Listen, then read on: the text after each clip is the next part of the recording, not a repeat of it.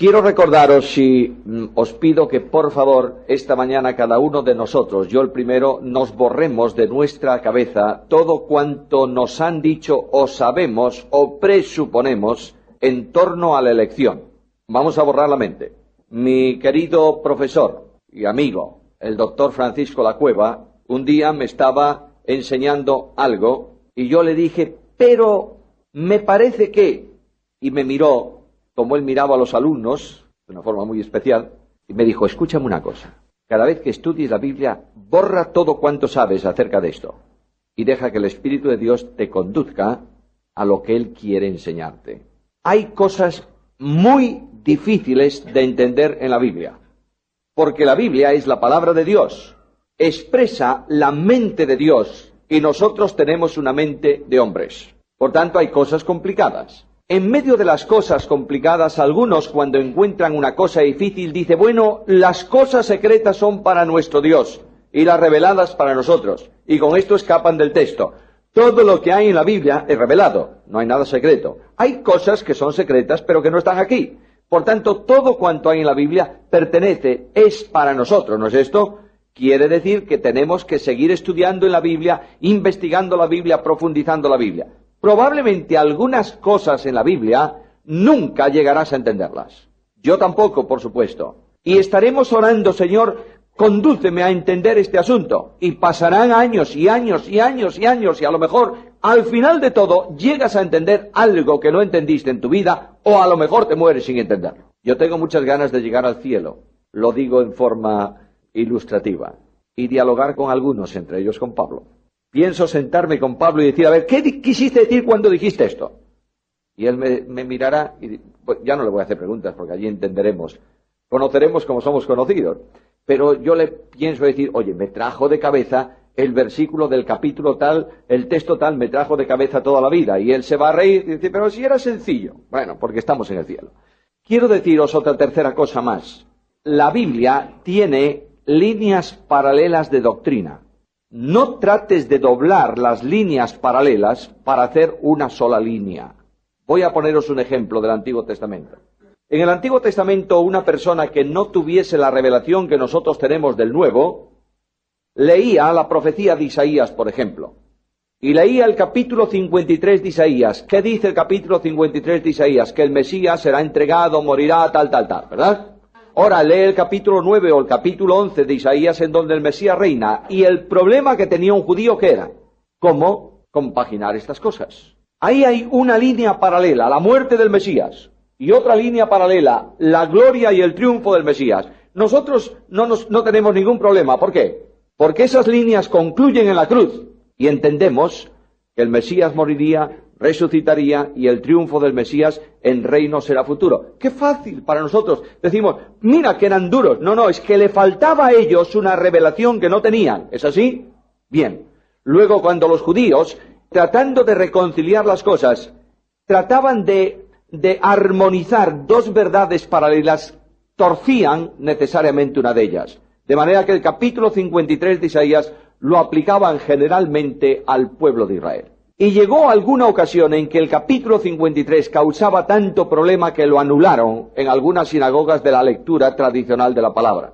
No tenían la revelación que tú y yo tenemos, ¿verdad? En el Nuevo Testamento hay doctrinas paralelas. Hay la doctrina de la elección, en la cual Dios escoge a algunos para ser salvos. Y hay la doctrina de la gracia libre, en la cual Dios llama a todos a salvación. ¿Puedes reconciliar dos cosas tan opuestas? Si quieres hacer de las dos una sola, vas a doblar una de ellas, ¿entiendes? Este problema, que debemos aceptarlo como tal, y debemos estudiar ambas líneas de doctrina, sin violentar ninguna de ellas, va a tener una solución. ¿Cuándo? Cuando tengamos una revelación siguiente. ¿En dónde? ¿Vamos a tener una nueva Biblia? Cuando estemos en la presencia del Señor. Entonces entenderemos y con la nueva revelación diremos, qué fácil es, claro, porque tenemos algo nuevo. Mis amados hermanos, no se va a extinguir nunca una nueva revelación de Dios en la eternidad. Porque Dios no ha revelado todo lo que Él es para nosotros. Ha revelado lo que necesitamos saber de lo que Él es para el tiempo presente. Pero en la presencia del Señor, la revelación intensiva de Dios manifestando sus glorias, perfecciones, etcétera, etcétera, será una proyección eterna y dinámica en donde todos iremos conociendo cada instante más y más y más del admirable Señor. De ahí que Pablo en la carta a los Romanos dice que en estos días permanecen tres grandes virtudes: la fe, la esperanza y el amor. Y parece ser como si los creyentes de hoy interpretásemos que cuando estemos en la presencia del Señor quedará solamente una de ellas. ¿Cuál? ¿El amor? ¿Y la fe? No, porque vemos ya cara a cara, ¿verdad? ¿Y la esperanza? Tampoco, porque está cumplida. Pues yo creo que las tres van a permanecer eternamente. Porque fe es entrega y esperanza en Dios. ¿En el cielo vamos a dejar de esperar en el Señor? No. La fe que vence hoy en día al mundo es nuestra dependencia de Dios. ¿Es así o no? Luego esa fe, en ese sentido de vinculación dinámica con Dios, es la forma natural de vida del creyente. El justo por su fe vivirá. Luego la fe no se extingue en ese sentido. Y la esperanza, bueno, ya tenemos todo cuanto hay, ya tenemos la gloria, el cielo, las casitas y todo eso ya estamos. Cristo es en nosotros ¿qué? Esperanza. Esa esperanza de dinamismo de vida, de proyección, de seguridad eterna no se extingue. Entonces conoceremos y todos seremos uno y Dios será uno ¿en cuántos? En todos. Ahora tú puedes llegar a la comprensión, es decir, a que Dios se asimile a ti mismo y tú conozcas absolutamente todo lo de Dios cuando estés en su presencia. No, irás conociendo progresivamente. Luego la esperanza de una nueva manifestación de Dios va a persistir. Y el amor va a ser perfecto en toda la dimensión. Eternamente la esfera de relación en la presencia de Dios será amor. Amaremos como hemos sido también amados. Por tanto, hay una proyección interesante. ¿Me dejáis hacer otro paréntesis ahí, por favor? Capítulo 13 de 1 Corintios es un problema de capítulo, especialmente al final. Ahí al final dice que cuando venga lo perfecto. ¿Estáis en la onda o no? No. Es que leemos a veces poco. Pablo dice en la 1 Corintios que si yo tuviese lenguas humanas y angélicas y hablase y tal, y no tengo amor, no sirvo para nada, no valgo para nada, bla, bla, bla, bla. Y al final de todo dice, pero cuando venga lo perfecto, y en ese versículo, cuando venga lo perfecto, hay dos interpretaciones que universalmente se dan. Una de casi siempre la enfatiza el sector arminiano, que dicen que eso se refiere a la segunda venida de Cristo. Cuando venga lo perfecto, entonces lo que es imperfecto, lo que vemos por espejo, tal, terminará. Luego, estos grupos dicen, como quiera que estamos todavía en lo imperfecto, y cuando venga lo perfecto cesarán las lenguas, etc. Las lenguas continúan hoy. Mirad qué argumento tan poco contundente. Estamos vinculando una perfección o una imperfección para decir si es válido o no, vigente o no. Cada vez me gusta menos esa palabra. Operativo sí me gusta más. Yo no puedo honestamente delante del Señor decir que los dones del Espíritu, que incluyen lenguas, sanidades, etc., no están vigentes. Tengo que decir que no están operativos. ¿Quién soy yo para decir que Dios no puede tener vigente algo? Esto es una osadía importante. Ahora, que no están operativos es verdad porque no se necesitan para la constitución de la Iglesia ni para el funcionamiento. ¿Entendéis lo que quiero decir? Vamos a precisar un poquito, que nosotros no estamos en la autoridad de Dios. Segunda cuestión, los más conservadores en la línea general que rechazan cualquier cosa que tenga que ver con novedades del Espíritu y solamente se conforman con definir al Espíritu, estos dicen que eso que es lo perfecto se trata del canon bíblico. Nunca he sido capaz de digerir tal cosa, porque si se tratase del canon bíblico y del completo del Nuevo Testamento, quiere decir que yo tengo hoy más posibilidades de perfección que Timoteo, el discípulo de Pablo, porque él murió probablemente sin tener todo el canon del Nuevo Testamento, y yo lo tengo. Las dos vías pueden ser, pero hay una tercera vía que no se está explorando demasiado. ¿De qué habla Pablo en ese capítulo? ¿Cuál es el tema del capítulo 13? El amor. ¿Qué ocurría en la iglesia en Corinto? Era una iglesia imperfecta. Pablo dice que eran niños en Cristo y una de las imperfecciones de ellos es que eran incapaces de amarse entre ellos.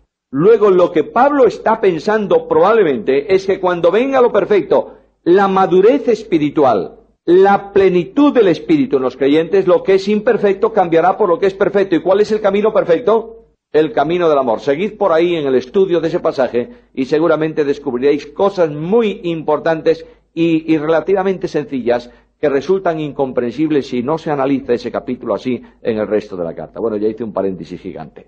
Estaba diciéndoos que hay cosas difíciles y cosas fáciles en la Biblia, y una de las cosas difíciles es las líneas de elección y libre gracia. Hermanos, las dos cosas son verdades bíblicas. ¿Lo entendemos así? ¿Es verdad que Jesús dice, venid a mí todos, o no? Sí, Señor. ¿Es verdad que Dios dice, porque de tal manera amó Dios al mundo que ha dado su Hijo para que todo aquel... ¿Es verdad? Es verdad. Pero no es menos cierto que Pablo dice que nos escogió en Él antes de la fundación del mundo. Porque íbamos a ser santos, para que fuésemos santos. Muy distinto. Y el apóstol Pedro dice que nos ha escogido, fuimos escogidos según la presciencia de Dios Padre en santificación del Espíritu, porque íbamos a obedecer. No, para que obedeciésemos. Luego, aquí tenemos dos líneas. Yo estoy seguro que vamos a terminar esta mañana el estudio y vamos a marcharnos sin haber reconciliado las dos líneas. Yo no puedo ni quiero. Tomo las dos, las entiendo como doctrina bíblica fundamental y las predico y las enseño en donde pueda de esta manera sin distorsión de un lado ni de otro. Ahora, después de esta introducción necesaria, hay cosas, Pedro dice que hay cosas difíciles de entender que Pablo escribía, e indudablemente hay cosas muy complejas en la doctrina de la elección. Hay 5 posiciones teológicas frente a la doctrina de la elección. Vamos a empezar al revés. Ayer empezamos por las posiciones arminianas ultras, hoy vamos a darle vuelta. Vamos a empezar por la posición Ayer empezamos por las calvinistas ultras. Vamos a empezar hoy por las arminianas. Todos sabéis que Jaime Arminio fue un teólogo holandés que vivió en el año 1560, me parece que fue, 1500 seguro, 1560 me parece que es cuando nació este hombre. Este Arminio le encantó las lecturas que hizo de las obras de Pelagio. Por tanto, Arminio aceptó una posición semipelagiana. Y este teólogo ha afirmado a quien le quiso oír y a quien le quiere leer hoy que el hombre se salva por fe aparte de la gracia. Que la gracia es una provisión que Dios ha dado a todos los hombres sin excepción alguna y que a esa gracia se incorporan o se retiran de ella, es decir, persisten o se retiran los que creen. De manera que Arminio afirmó que el creyente descansa, la salvación del creyente descansa no en la gracia, sino en la fe personal. ¿Qué ocurre? Que si yo llego a perder mi fe, ¿qué pierdo? Mi salvación. Esto lo afirma categóricamente Arminio en sus obras. De ahí que grupos arminianos, cuando hablemos de grupos arminianos, no despreciemos a estos hermanos, No tenemos ningún derecho, porque como nosotros, si creen, son salvos. ¿Está claro? Aunque vivan toda su vida inquietos, pero son salvos. Estos grupos, especialmente grupos pentecostales, afirman que la salvación puede perderse, por tanto viven sin disfrutar el gozo de la salvación. ¿Pero pierden la salvación? No. Si han creído en Cristo, son firmemente, sólidamente y eternamente salvos. Transcurre el tiempo y comienzan ciertas campañas de avivamiento, especialmente en Inglaterra y en el entorno inglés, y aparecen los hermanos Wesley. Y estos hombres modifican la posición arminiana de la pérdida de salvación, predicando la seguridad de salvación, pero advirtiendo que la fe es la base esencial de la salvación del hombre. La posición wesleyana tiene también la postura wesleyana tiene varias posiciones. La línea de la posición wesleyana más próxima al calvinismo predica la seguridad de salvación, pero afirma que hay líneas en la tierra de hombres de fe que han manifestado esa fe y ese compromiso por su decisión personal. De ahí que los wesleyanos todos afirmen que la línea de la fe, los hijos de Dios en el Antiguo Testamento y los hijos de los hombres, son la descendencia de Set, la línea de Dios, y la descendencia de Caín, la línea de los hombres. De manera que cuando se habla de que los hijos de Dios vinieron al mundo de los hombres y tomaron mujeres y tuvieron hijos, ellos refieren siempre ese asunto a la línea de Set y a la línea de Caín que se mezclan, mientras que los teólogos de corte calvinista afirman permanentemente que han sido una manifestación de los ángeles de Dios, hijos de Dios, y de las hijas de los hombres descendientes de Adán.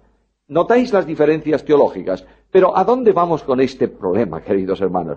Estamos hablando de escuelas teológicas.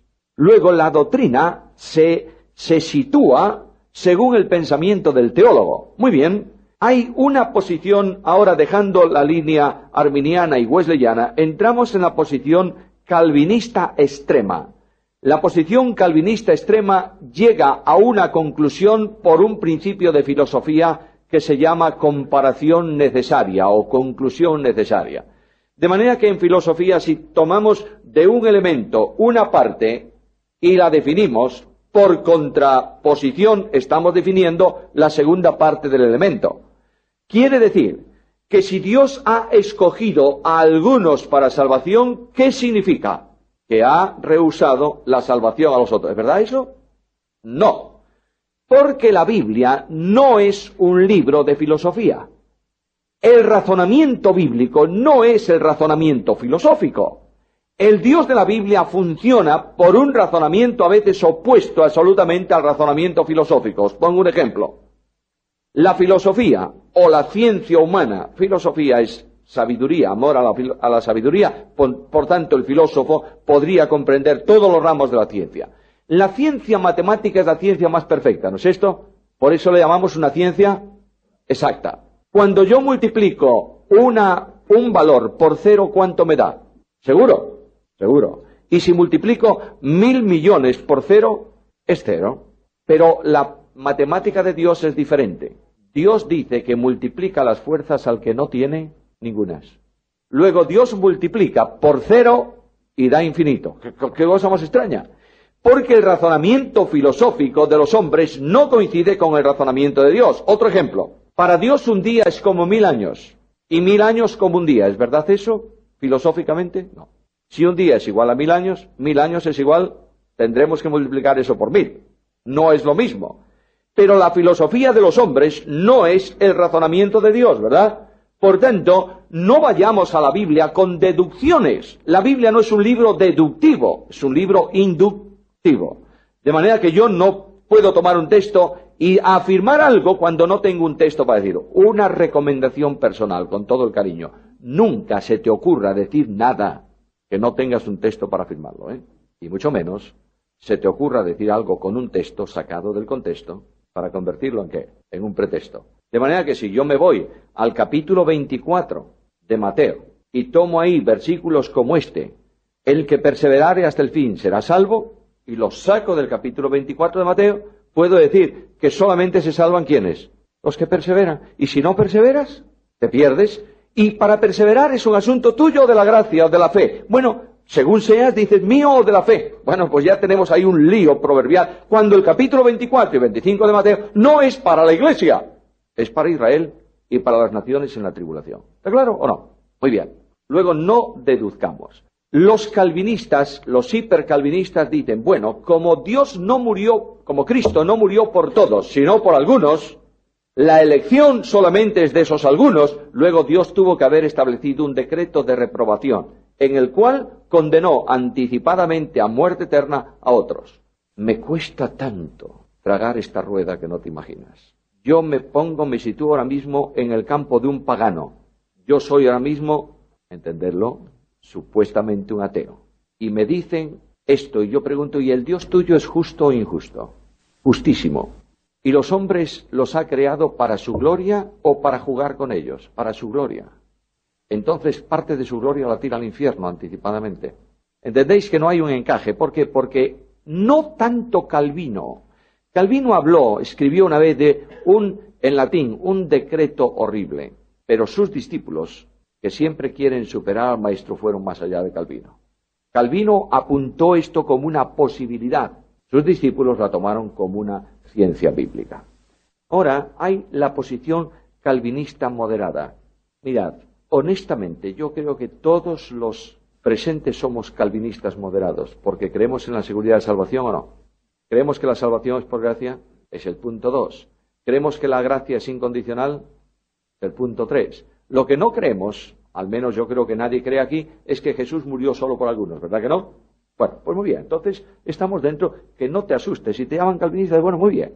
Cuando tú visites algún día centros de estudio de alto nivel en Estados Unidos o en Inglaterra, generalmente en el mundo inglés, posiblemente algunos te pregunten, ¿tú eres tulip o no tulip? ¿Sabes lo que significa? Si tú dices, yo soy tulip, eres calvinista de 5 puntos. Porque tulip, tulipán, es justamente las letras que indican cada uno de los 5 puntos del calvinismo extremo. De modo que yo puedo admitir los 4 puntos generales del calvinismo, pero el quinto no. Yo no puedo admitir que Jesús murió solo por algunos. Ahora, el calvinismo moderado cree que Dios ha escogido para salvación a hombres. Cree que la redención es una redención ilimitada, que Cristo murió por todos. Creen que el hombre se salva por gracia mediante la fe. Creen que la obra es de Dios y es un don que se otorga al hombre en razón de su soberana gracia, sin mérito alguno. Y creen que los que se salvan eternamente y que la salvación no puede perderse jamás. Este es el calvinismo moderado. Ahora, hay hombres dentro de la Iglesia que han dicho, oye, esto del calvinismo de elección personal es un problema. Y eso del wesleyanismo, de pérdida posible de la salvación si no se persevera, es otro problema. Y produjeron una posición que se llama ecléctica. ¿Sabéis qué significa ecléctico? Lo mejor de cada cosa. Tomamos algo indefinido, los mezclamos en una cotelera de cosas. Por tanto, para mí el sistema ecléctico es la mayor indefinición teológica. Esta gente dice, el sistema arminiano es muy bueno porque potencia la acción del hombre y la responsabilidad del hombre. Muy bien. Por tanto, el hombre tiene algo que hacer en su salvación. Pero el sistema calvinista es importante porque la salvación procede de Dios. Por tanto, tomamos las dos cosas y negamos. Y decimos, la Biblia habla de elección, pero la elección es universal, es decir, para todos en Cristo. Se descuelgan de la elección, ¿quiénes? Los que no creen. Por tanto, vamos a hacer un supuesto. Yo tengo aquí 2 personas. Las 2 elegidas. Le ofrezco la salvación. ¿Existe la posibilidad de que las 2 digan no o no? ¿Sí o no? Luego, la obra de Dios quedaría al arbitrio ¿de quién? Del hombre. ¿Qué ocurriría si potencialmente existe esta posibilidad? Todos dijeran no. Luego, ¿por quién murió Cristo? Potencialmente por todos, pero vicariamente ¿por quién? Por nadie. Estoy llevando a cuestiones extremas. De manera que no hay duda, a la luz de la Biblia, que Dios ha hecho algo en el campo de la elección. Seguidme con calmita, por favor. Y no pongáis cara de osos asustados, porque aún no hemos terminado. De modo que vamos tomando las piezas y las dejamos ahí arriba. Una pregunta fundamental. ¿Cuál es la posición correcta? Bueno, cae de cajón que la posición correcta es la posición bíblica. ¿No? Pues naturalmente, la palabra de Dios presenta 2 líneas paralelas. El acto soberano de la elección, no hay duda, dice que Dios lo hizo conforme al designio de su voluntad. Segundo, la gracia libre y general para todo aquel que crea. Voy a daros algunas verdades fundamentales que nos van a preparar para estudiar la elección sin prejuicios. Juan 3:16, lo sabéis de memoria, no hace falta abrir la Biblia siquiera. ¿Dios amó por igual a todos los hombres o no? Porque de tal manera amó Dios al mundo, no a los escogidos, al mundo. ¿Cristo murió por todos? Sí. ¿La sustitución tiene un aspecto potencial por la cual Dios hace salvable a todo hombre o no? Sí. Pablo nos dice que Cristo descendió a las partes más bajas de la tierra, no que fue al infierno ni a ninguna historia de estas. Esto es teología tomista. No. Cristo no fue a ningún lado, porque además Cristo, el cuerpo, ¿qué parte de Cristo fue al infierno? ¿El cuerpo o el espíritu? ¿Dónde estuvo el cuerpo de Cristo? ¿Se movió de la tumba? No, hasta la resurrección. ¿Y el espíritu qué dice Jesús en la cruz? Padre, bueno, entonces a ver dónde, quién y cómo bajó. Segunda cuestión. ¿Hay posibilidad de un mensaje de salvación de segunda oportunidad para los perdidos? No. Entonces, ¿a qué fue? A proclamar en los infiernos que había vencido. No hacía falta que bajase Cristo, ya los demonios se encargaron de eso. Porque los derrotó en la cruz, ¿o no? Lo que está diciendo el apóstol es que para hacer salvable al peor de los hombres, Cristo tuvo que descender a las partes más bajas ¿de qué? De la tierra.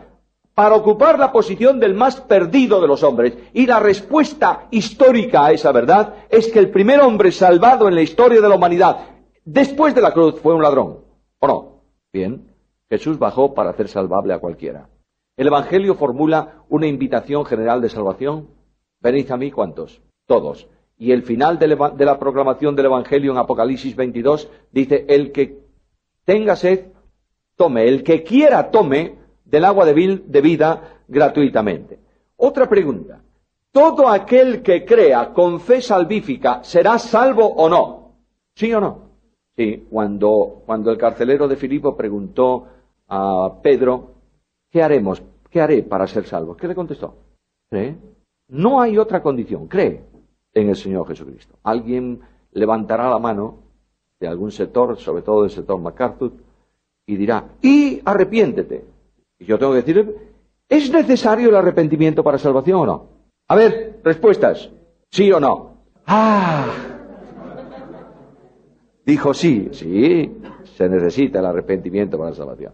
¿Qué es arrepentirse? Cambio de mentalidad, ¿no es esto? El arrepentimiento puedes generarlo tú, es un don de Dios, como consecuencia evidente de la fe salvífica, ¿verdad? Es decir, el que cree cambia de mentalidad. Entonces tenemos, yo no sé si todos conocéis, ¿sabéis lo que es una pescadilla? Es la merluza esa chiquita. ¿Sabéis cómo se fríen esas pescadillas, al menos aquí en Galicia? Con el rabo metido en la boca. ¿Qué es primero, el rabo o la cola? Esa es la pescadilla que se muerde la cola. De modo que hay un sector teológico que dice, para ser salvo se necesita solo una cosa, ¿qué? Fe. Sí, señor, es verdad. Es verdad. Pero si la fe es salvífica, ¿produce qué? Arrepentimiento. ¿Y sin arrepentimiento no hay salvación? Claro que no. Ahora, si yo empiezo a enfatizar violentamente la fe como único elemento y no hace falta arrepentimiento, entonces tendré muchos crédulos, pero no muchos creyentes. Muchos engañados en salvación, pero no salvos. Pero si enfatizo específicamente el arrepentimiento y dejo la fe ahí en un rincón, tendré muchos hipócritas que tratan de demostrar que son salvos mediante obras personales. ¿Está claro? De modo que mirad, hermanos amados, las discusiones de teólogos, dejadlas para los teólogos. Es fantástico ver a un grupo de teólogos mordiéndose alrededor de una mesa, fenomenal. Pero solo ahí, no los lleves al púlpito porque entonces lo has liado. Vamos adelante. Los creyentes, la invitación general es del Evangelio es para todos los que crean, y las promesas de Dios pueden ser quebrantadas. Si Dios dice, cree y será salvo, ¿puede quebrantarse esa promesa? No. Bueno, ahora, en base a esto vamos a entrar en el tema elección. Pablo da gracias a Dios porque nos ha escogido en Cristo desde antes de la fundación del mundo. Esta expresión en Cristo es vital en la teología de Pablo. No es que Pablo tenga una teología y Juan otra, pero en la expresión teológica de Pablo el fundamento esencial, y es verdad, de toda la vida cristiana y de todo cuanto el creyente recibe, es en Cristo. ¿No es esto? De manera que la elección es en Cristo, pero todo lo que tiene que ver con salvación es en Cristo. Vamos a ver, vamos a repasar la Biblia. La gracia que salva nos es dada en Cristo. 2 Timoteo 1:9 dice que Dios nos salvó y llamó con llamamiento santo, no según nuestras obras, sino conforme a su propósito, y la gracia que nos fue dada en Cristo, antes de los tiempos de los siglos. Ahora, el llamamiento a salvación, ¿cómo es? Filipenses 3:14. A ver, vamos, Biblias rápido. Luego, el premio de salvación, la salvación en sí, el supremo llamamiento, ¿en qué es? En Cristo. La elección, Efesios 1:4, que lo leímos antes, nos escogió en Cristo. El perdón, Efesios 4:32. ¿Nos perdonó Dios en qué? En Cristo. La libertad de condenación, Romanos 8:1, es un texto que sabéis todos. Ahora pues no hay ninguna condenación para los que están en Cristo. La libertad, Gálatas 2:4 o Gálatas 5:1, estad pues firmes en la libertad en que Dios os hizo libre. A ver, leamos Gálatas 2:4. ¿La libertad la tenemos en dónde? En Cristo. Y la justificación, ya que está con Gálatas, 2:17 de Gálatas. De manera que la justificación, ¿en qué es? En Cristo.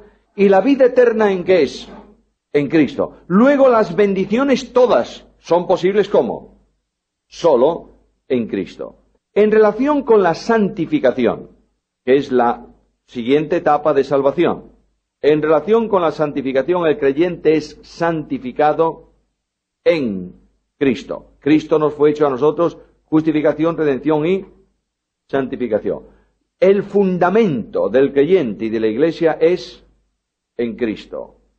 Las lecciones espirituales somos enseñados, Efesios 4:21, en Cristo. Y somos llevados en victoria, ¿cómo? En Cristo. Y la relación de la salvación con la esperanza futura, ¿en quién es? Cristo es en vosotros esperanza de gloria. Luego nuestra esperanza es en Cristo. En general, hermanos, todo cuanto tiene que ver con salvación de hombres se produce en Cristo. ¿Por qué? ¿Por qué? A ver. Bueno, porque es su obra, indudablemente es verdad, pero hay otra razón muy fundamental. Porque como hay un Dios solo, asimismo hay un solo mediador entre Dios y los hombres, que es Jesucristo, hombre. Por tanto, no vale que alguien diga, es que esto es en... No, es que todo cuanto tiene que ver con salvación se produce y se recibe en Cristo. Bien, ¿sí? Vamos a verlo. Vamos a verlo dentro de un momento. ¿Me permites que la pregunta la contestemos más adelante? Bien. Vamos a ir montando todo el sistema bíblico sobre este asunto. Doctrina de la elección. Afirma la Biblia, el Padre ha escogido a los creyentes. ¿Es verdad o no? Sí, lo dice la Biblia. El verbo escoger, como todos los verbos griegos, tienen tres modos. La voz activa, la voz pasiva y la voz media. En la voz activa, el sujeto ejecuta la acción. Es decir, el sujeto de la elección es Dios, luego simplemente sería que Dios actúa haciendo algo. En la voz pasiva, el sujeto recibe la acción. Es decir, en este caso, los hombres serían escogidos por Dios. En la voz media, el sujeto recibe la acción que ejecuta en provecho propio. Todas las veces que aparece el verbo elegir en el Nuevo Testamento, aparece siempre, sin ninguna excepción, en voz media. Siempre. Quiere decir que Dios ejecuta una acción en beneficio o en provecho personal. Ahora, Dios señala a la vista de esto, y esta palabra, este verbo, aparece 22 veces en el Nuevo Testamento. De las 22 veces, todas sin ninguna excepción, aparece siempre en voz media. Observad una cosa, Dios escoge no porque, sino para. De manera que dice que Dios nos ha escogido para que fuésemos santos y sin mancha delante de Él. De momento, por favor, no os hagáis preguntas. Vamos a seguir el desarrollo, ¿está claro? De manera que Dios ha escogido con un propósito. Cuando se dice por ahí que es que Dios escogió porque sabía que convertimos a Dios en un mero vidente. No es esto lo que dice la Biblia. El tiempo de la elección, ¿cuándo fue? ¿En la historia de la humanidad o en el plan de salvación? En el plan de salvación. Nos ha escogido antes de ¿qué? De la fundación del mundo. Por tanto, la elección no se produce a causa del fracaso humano, ni del pecado. Se produce a causa de la soberanía de Dios. De la misma manera que Dios determinó salvar porque quiso, de la misma manera escoge porque quiera. Dios escoge a los que han de ser hijos suyos por medio de Jesucristo. Yo sé que estáis asustados algunos. Bueno, esperad un poquito. Vamos a ver la elección general en la Biblia. Hay 3 asuntos diferentes de elección. Primer asunto, Dios elige para servicios específicos. Génesis, capítulo 1, servicios y privilegios, servicio y privilegio. Génesis, capítulo 12, versículo 1. ¿Dios escogió a Abraham o no? ¿Sí o no? ¿Cuántos había en Ur de los Caldeos cuando Abraham vivía? Muchos, porque era una ciudad grande. ¿Cuántos eran mejores que Abraham, humanamente hablando? No lo sabemos, pero a lo mejor algunos. ¿Y cuántos peores? ¿Por qué escogió a Abraham? Porque quiso. De manera que no tenemos ningún problema ahí. Escogió a Abraham. Claro, ¿qué me importa a mí? Si yo vivo un montón de siglos después de Abraham. Dios escoge también para oficios. Deuteronomio, capítulo 18, versículo 5. Jehová tu Dios te ha escogido de entre todas. ¿Por qué motivo Dios escogió a la tribu de Leví para ser la tribu sacerdotal? ¿Por qué? ¿Era mejor que la de José o la...? No, la escogió porque quiso. ¿Y por qué a Aarón dentro de la tribu de Leví? Porque quiso. Y decimos, bueno, pero estamos hablando de servicio, de modo que Dios escoge al que quiera para que le sirva. Claro, Dios escogió a Moisés para conducir y liberar al pueblo. Dios escogió a los reyes como David. Dios escogió a los profetas. Jeremías dice que fue escogido desde antes del nacimiento.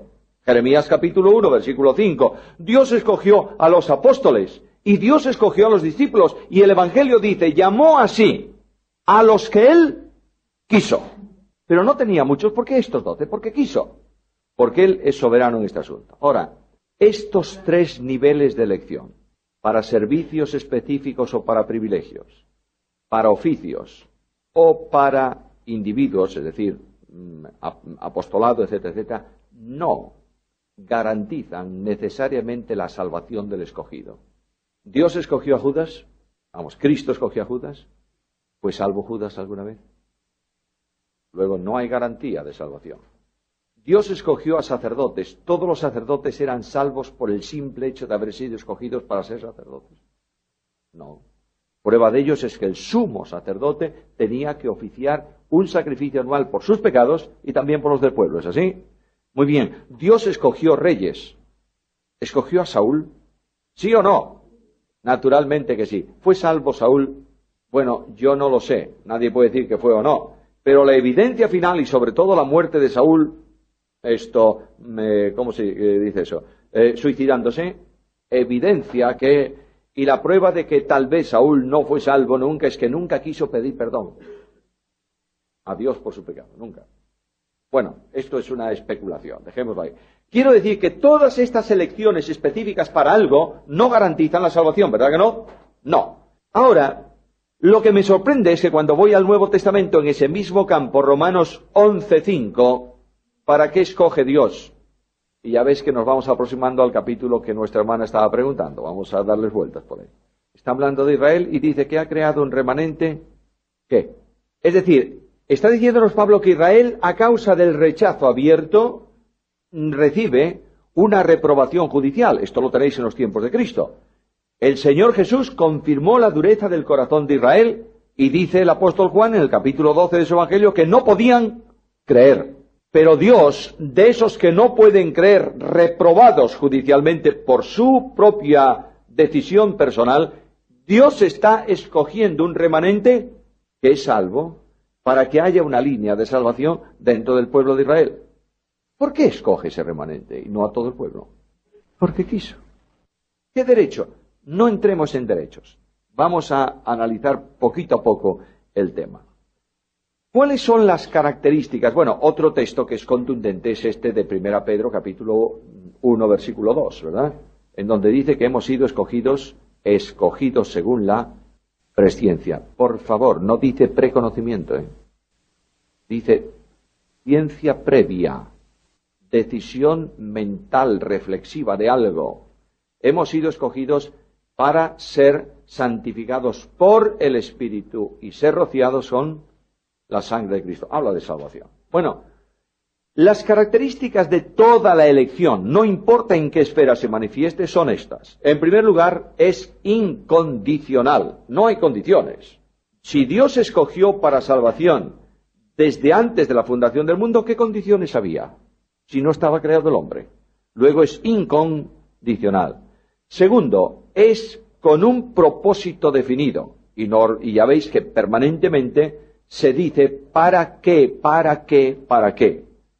La elección se realiza en Cristo y la fuente de la elección es la soberanía divina.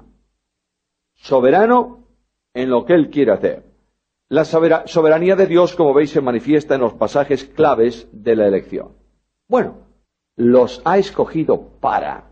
Lo que Dios determina para, no hay quien se oponga a su voluntad, ¿verdad? Ya estáis pensando seguramente en la injusticia de los otros. Parad un minuto. Hasta ahora vamos por un camino. ¿Dios ha escogido a algunos para salvación? Sí. ¿Se salvan? Sí. De manera que el apóstol Pablo, a lo largo de si alguien no debiera salvarse, perdonadme, era Pablo, desde el punto de vista humano. Perseguidor, injuriador, rebelde, etcétera, etcétera, etcétera, etcétera. La salvación de Pablo, la salvación de los elegidos personalmente, muchas veces yo diría que es una salvación violenta. ¿Pablo es un violento rebelde o no? Luego el golpe que tiene que llevar para reflexionar tiene que ser muy violento, y fue violentísimo. De modo que Pablo ve en el camino de Damasco no una invitación dicha por alguno de los apóstoles de Cristo. Dios se manifiesta a Pablo en el camino de Damasco y se interpone en su ruta. Y lo que Pablo ve es la gloria de Dios, ¿verdad? Tan deslumbrante e impresionante gloria que Pablo quedó ciego. Y en ese momento Pablo pregunta, ¿quién eres? ¿Qué? Señor. ¿Qué es el nombre Señor para un judío? Es el equivalente en griego a Yahvé, Jehová. ¿Quién eres tú, Dios? Porque la gloria con que aparece en el camino a Pablo no es la gloria de algo, es una gloria impactante, ¿no es esto? Y cuando le pregunta, ¿quién eres, Señor?, ¿qué recibe Pablo como respuesta? Yo soy Jesús. Fíjate que no dice yo soy el Señor. Dice yo soy el Nazareno. Jesús, a quien tú, ¿fue impactante eso o no? Dejadme decirlo con mucho respeto, pero muy elocuentemente.